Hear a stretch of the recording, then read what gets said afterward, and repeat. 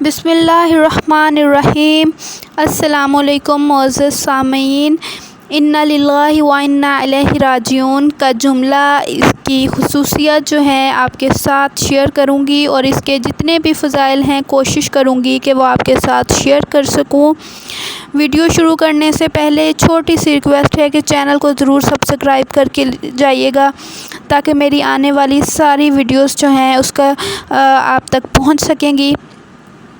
اور ویڈیو اچھی لگے، سننے کے بعد ڈیسائیڈ کریے گا کہ ویڈیو اچھی لگے تو ضرور اسے لائک کیجیے گا۔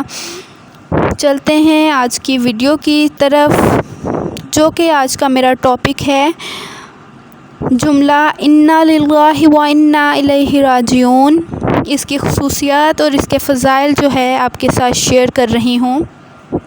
نمبر 1 ہے، حضرت سعد ابن جبیر فرماتے ہیں، انا للہ و انا الیہ راجعون پڑھنے کی ہدایت صرف اس امت کو کی گئی ہے۔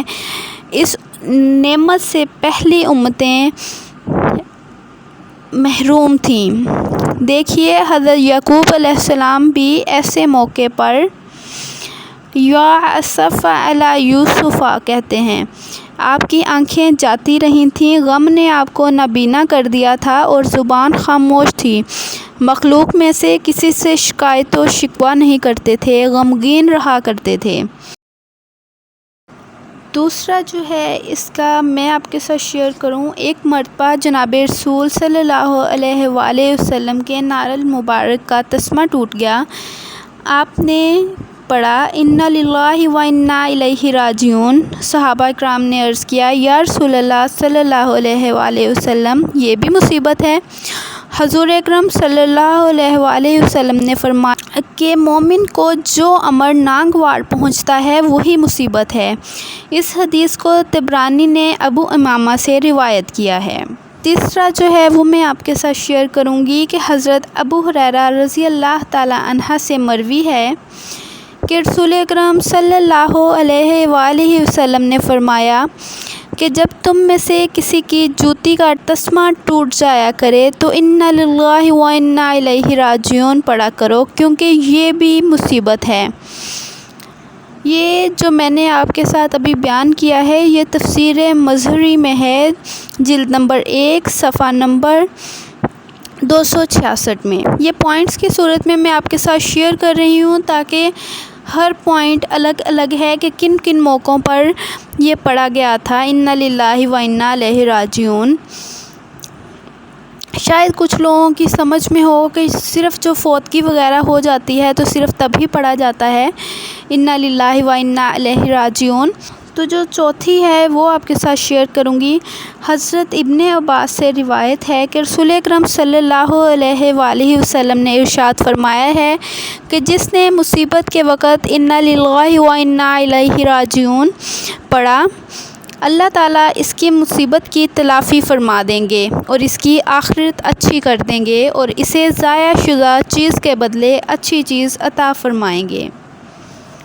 چوتھی حدیث جو میں شیئر کروں گی آپ کے ساتھ، یہ مسند احمد میں ہے۔ حضرت ام سلمہ رضی اللہ تعالی عنہا فرماتی ہیں کہ میرے خاوند ابو سلمہ رضی اللہ تعالی عنہ ایک روز میرے پاس حضور اکرم صلی اللہ علیہ وآلہ وسلم کی خدمت سے ہو کر آئے اور خوشی خوشی فرمانے لگے کہ آج تو میں نے ایسی حدیث سنی ہے کہ میں بہت ہی خوش ہوا ہوں۔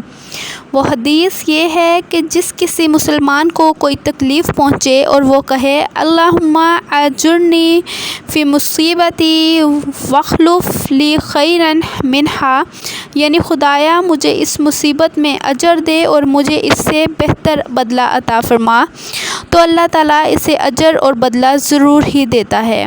حضرت ام سلمہ فرماتی ہیں، میں نے اس دعا کو یاد کر لیا جب حضرت ابو سلمہ رضی اللہ تعالی عنہ کا انتقال ہوا، تو میں نے انا للہ و انا الیہ راجعون پڑھ کر پھر یہ دعا بھی پڑھ لی، لیکن مجھے خیال آیا کہ بھلا ابو سلمہ رضی اللہ تعالی عنہ سے بہتر شخص مجھے کون مل سکتا ہے، جب میری عدت گزر چکی تو میں ایک روز ایک کھال کو دباغت دے رہی تھی تو حضور اکرم صلی اللہ علیہ وآلہ وسلم تشریف لائے اور اندر آنے کی اجازت چاہی۔